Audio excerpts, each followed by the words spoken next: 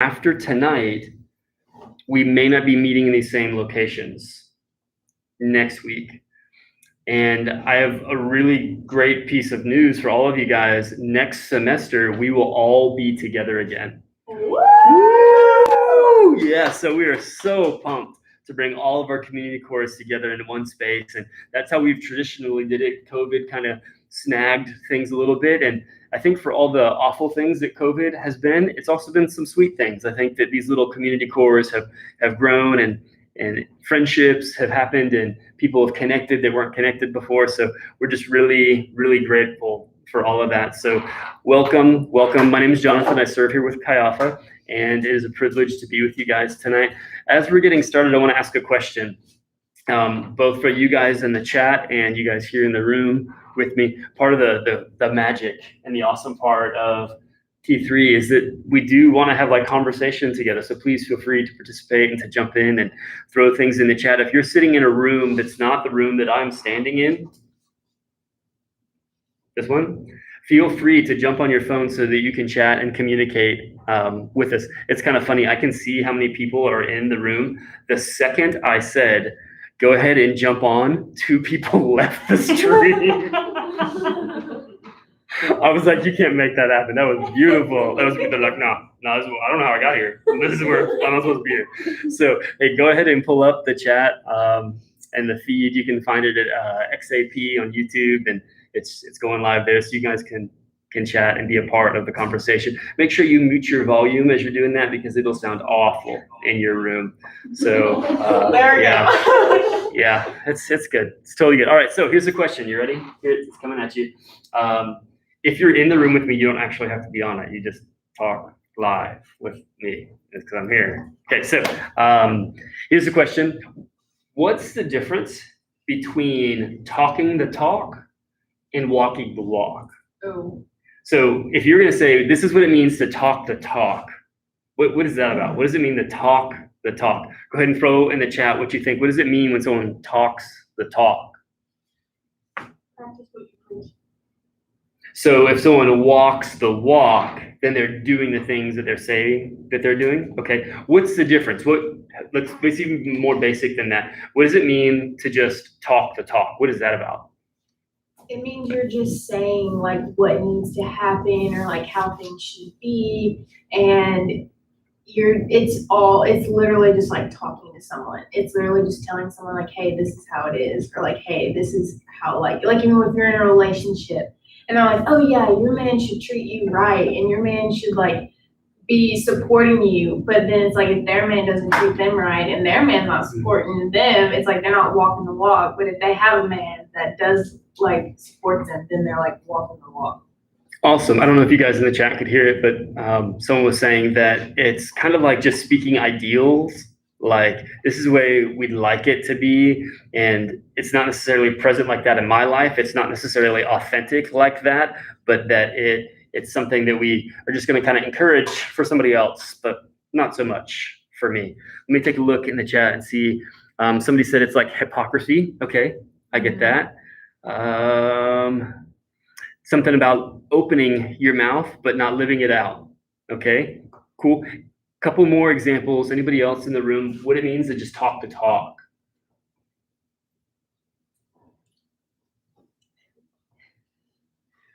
Yeah, I thought. Tell me. No, that was just a chat.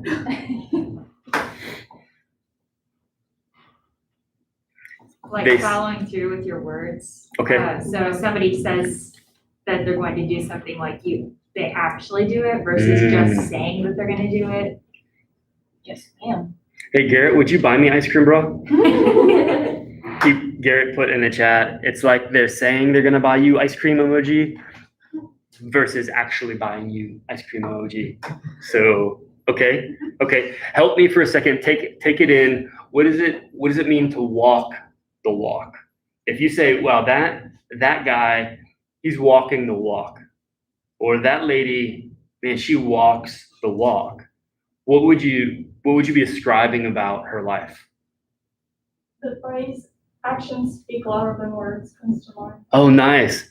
Somebody in the room just said the phrase actions speak louder than words comes to mind. Great example. That's really, really good. What else do you think of when you're trying to describe that somebody really walks the walk? I'm seeing in the chat that you follow through with your words. Okay, fantastic. Any other thoughts? Like, if you're saying like, oh, I gotta go home and study, like, you actually go home and study, you don't just watch TV for like 2 hours, Right. you know? Yeah, there's some integrity in it. You actually go home and do the things you said you were going home to do. That's great. That's great.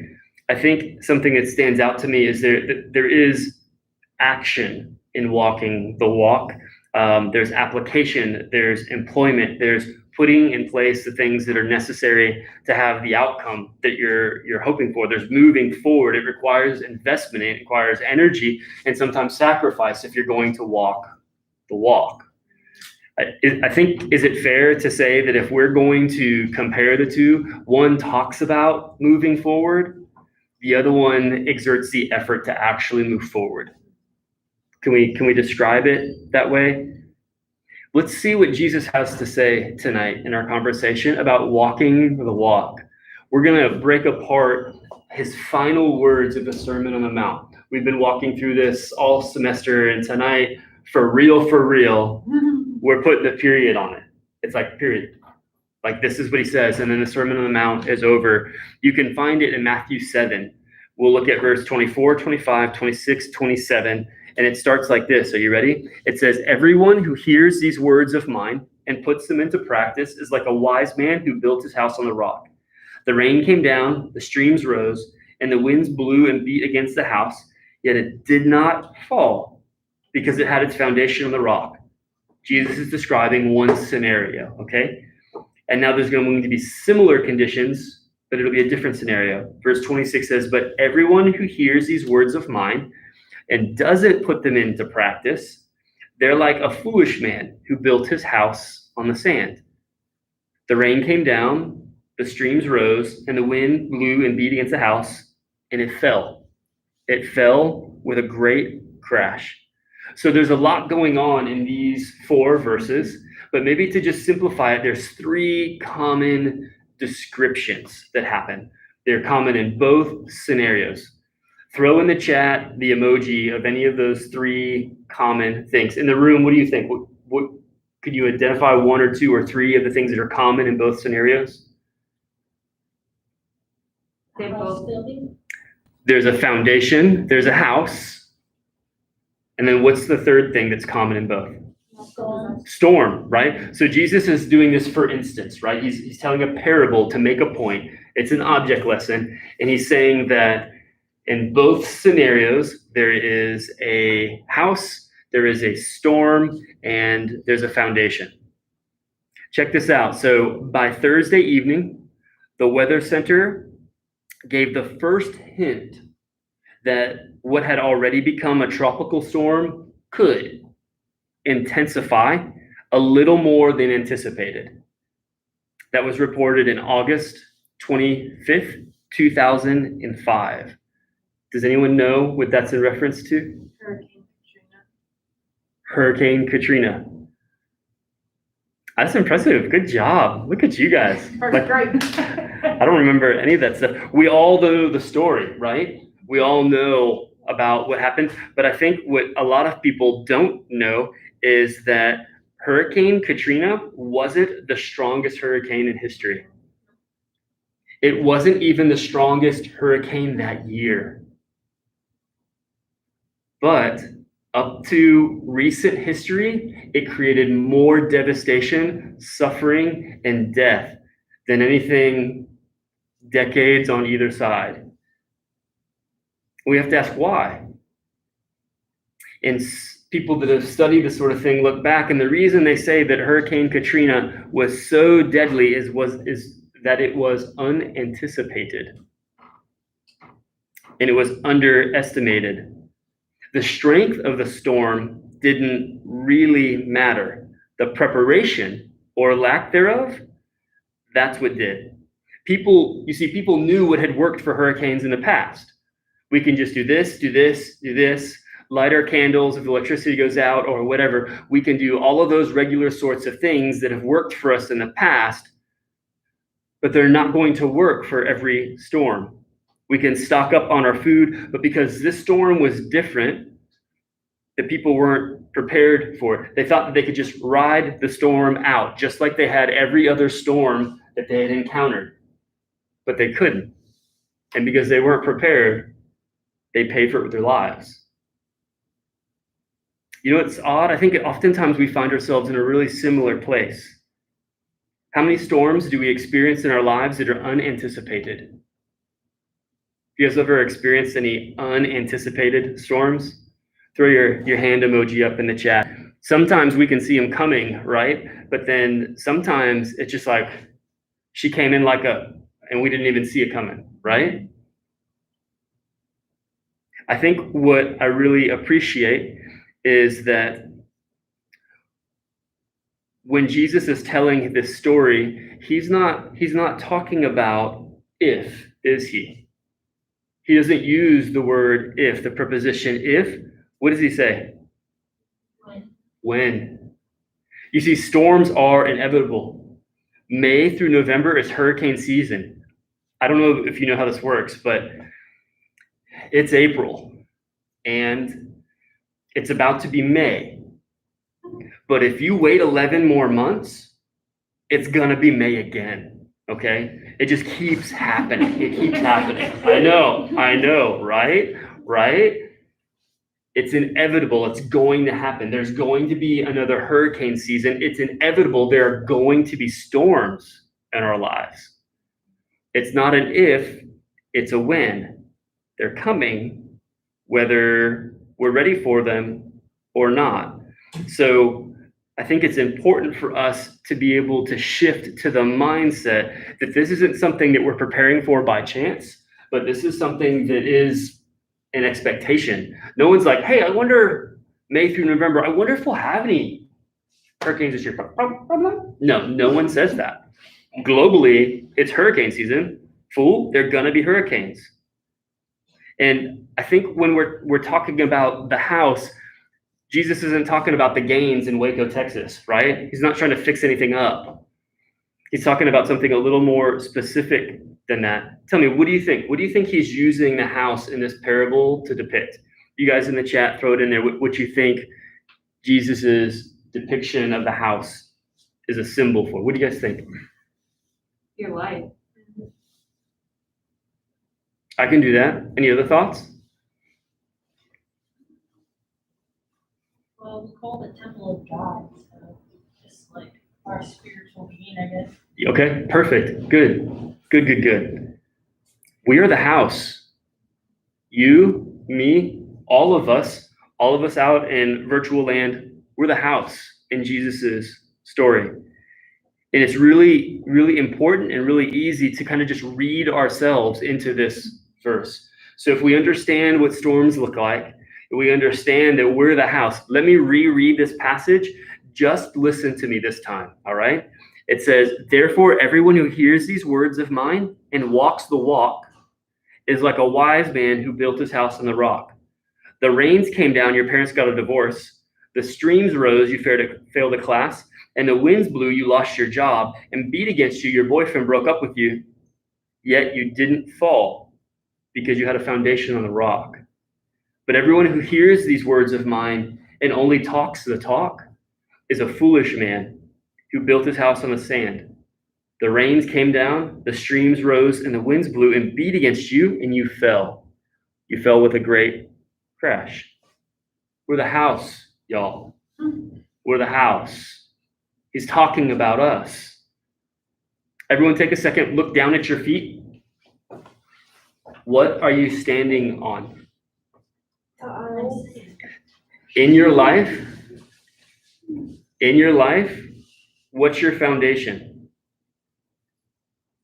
What do you put your hope in? Is it in how you feel? Is it in what's coming next? Is it in what happened before? What are you standing on? And is that the foundation that's going to allow you to weather life's storms? What I think God so evidently is saying in this scripture and tonight is that storms, they're going to come, right? They're going to come, they're inevitable, and it's not enough just to talk the talk. What does it look like for students that say they love Jesus and just talk the talk? Talk to me. What does it look like when students, they say they love Jesus, but they're just talking the talk? Go ahead and get uncomfortable too, if you want to just describe yourself. Ron, we got like 2 more weeks with you. If I don't start being honest with you now, I don't have any time for it. What does it look like when people just talk the talk? Maybe you can believe in God, you can believe in Jesus, but you're not following his rules per se, because you want to live your life and you want to have fun, but you're not doing it the right way. Awesome. You want to come up? You want to come here? She said that when, I'm joking, you're good. Thank you. Yeah, get that. Thank you. Dude, she was killing it. She said that I want to believe in Jesus, but I don't want to follow his rules. I'd much rather follow my rules. She said it better than that, but that was the gist of it. That like I like Jesus and I like this thing, but I'd still like to be the boss of my life, and I still want to have a good time on my standards, on my rules. Because ultimately it's not you, well, technically you decide if you go to heaven, but it's not really your judgment. Yeah, fantastic. Good. Other thoughts? What does it look like when students say they love Jesus, but they're just talking the talk? I think a big example is like students who are like, oh yeah, like I go to core and I come to T3, but they don't ever like spend time with God outside of that, and like they haven't found like a church home. And it's like if you walk past them in their friend group, they're like talking trash to one another and arguing and like cussing and saying like mean things. And I feel like if you were someone who truly like loved Jesus and wanted him to be in your life, then like you would show love to others, and your friends would definitely be like a priority on that list. Nice. She's saying that they say that they love Jesus, but then they're sitting around talking smack about other people that are also made in Jesus' image. That's kind of rough. I love what Levi, he said we worship being comfortable. They only pray when life is rough, when things are going bad. Yeah, geez, that's good. She said they only pray when life is rough, when things are going bad, when we need something from sugar daddy Jesus, right? I was in the little boo thing. Hey, Jesus, I know I won't talk much, but could you pass this class for me? You know, they're judgmental. Maybe I can say it this way. We're judgmental. We're critical of others. We're not intimate with Jesus. We make excuses for not sacrificing. We live for our preferences instead of for Scripture. Maybe just to list a few. Don't just talk about Jesus and hang around with people that like Jesus. Foundation is formed by doing what Jesus did. What did Jesus do?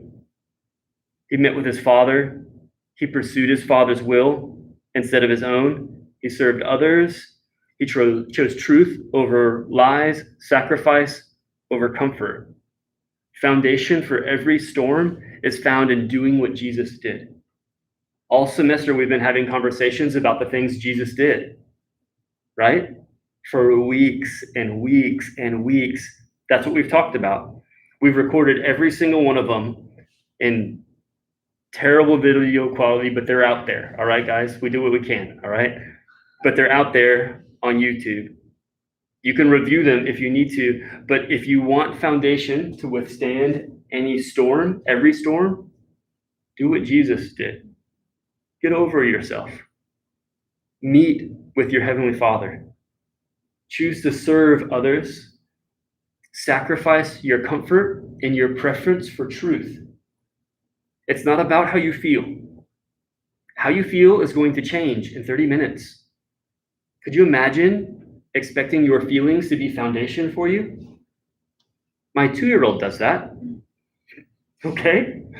I'm not sure that he's like the best role model for life right now. I mean, there's some things that he does, but by the time you're in your 20s, hopefully you recognize that just living for my feelings isn't going to sustain me through storms. Listen to me, this is important.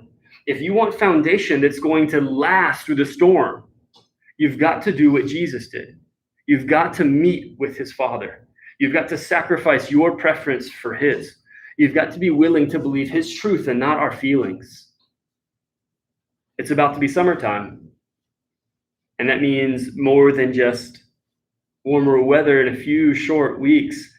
You're going to go home. All of you guys are going to go home. You're going to go back to life like usual. And storms are going to come. May through November, right? Hurricane season. And sometimes for our lives too. We go home over summer, and that's a time when it just seems to get stormy. It gets stormy. And sometimes it looks like it's an opportunity for spiritual compromise, for sexual compromise, for social compromise, for spiritual compromise. The storms come, and sometimes that's what they can look like. You know what? I don't need to hang out with Jesus right now. I'll hang out with him tomorrow. Tomorrow comes, well, I don't need to hang out with Jesus. I'll start fresh next week. All right, I don't feel like hanging out with Jesus. I was up real late last night. I think that I'll just kind of wait. And then suddenly August is here, and you're like, where's Jesus? And your life has been decimated from the storms that have been hitting. And then we start thinking weird things like, Jesus is mad at me. Maybe I can do this better on my own. I don't really like reading the Bible anyway. It's just kind of a waste of time. I don't get it. It doesn't make any sense. You know, all those people in Chi Alpha, they never really were my friends. They just kind of like hung around with me and whatever. And man, you didn't feel that way before you left. You got alone, dug out underneath your foundation during the summer, and then now your world's falling down. If you want foundation that's going to last, do what Jesus did. Meet with his Father. Transfer his trust instead of your preference. Don't rely on your feelings, rely on truth. Let wisdom guide your summer. Let it guide your summer. Slack off from everything, but not from Jesus. Share your faith. Go back home and share your faith with your friends there. Don't go back home and because they're not your Chi Alpha friends, you suddenly act like, who's Jesus? I don't know about Jesus. He's one of my 2,000 followers. I don't know. Go home and share your faith. Don't become another person. Continue to put Jesus into action. Meet with him. Encourage other people to meet with him. Go to church. Look at me. Go to church. Jonathan, my church at home isn't cool. The only person that's young is like 120. I don't care. Go to church. Go to church. And bring somebody, and you'll bring that medium age down a lot, all right? You need to be connecting to the body of Christ, and you need to be connecting to Jesus. Because when the storms come, you won't fall. When you make those connections, you're firming up your foundation. You're doing what Jesus did. And it doesn't matter what storm. It's like, come at me, bro. Come on. And you won't fall. Let's go ahead and multiply into our groups. And there's some more conversation that I'd like you guys to have. Just kind of thinking through these final words of Jesus. Hey, I love you guys. Have a fantastic night.